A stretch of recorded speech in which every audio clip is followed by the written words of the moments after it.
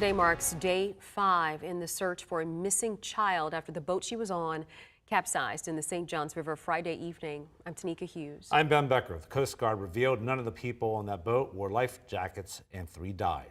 Action Jack's Madison Foglio joins us live from Jack's Beach. Madison, you rode along with a captain today on the St. Johns, and you saw firsthand how important boating safety is.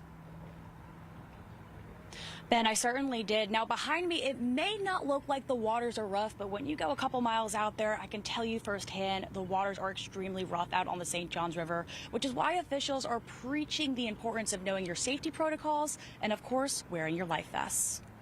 Tonight, officials are sounding the alarm on boating safety. Probably 80 to 90% of people are not wearing a life jacket.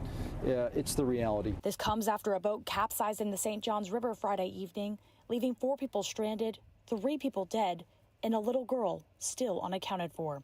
In a press release from the U.S. Coast Guard, they state that, quote, no one aboard the vessel was reportedly wearing life jackets. Tyler Barris is the lead instructor for the Freedom Boat Club in Northeast Florida and the owner of St. Augustine Boat School.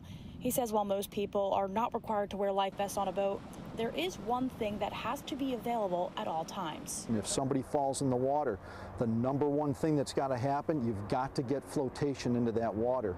And that's why throughout the whole country, what's called a Type 4 PFD, personal flotation device, has to be what's called immediately available. If somebody goes in, I want to get that in the water immediately. First and foremost, it's a flotation aid. Secondly, it's a marker.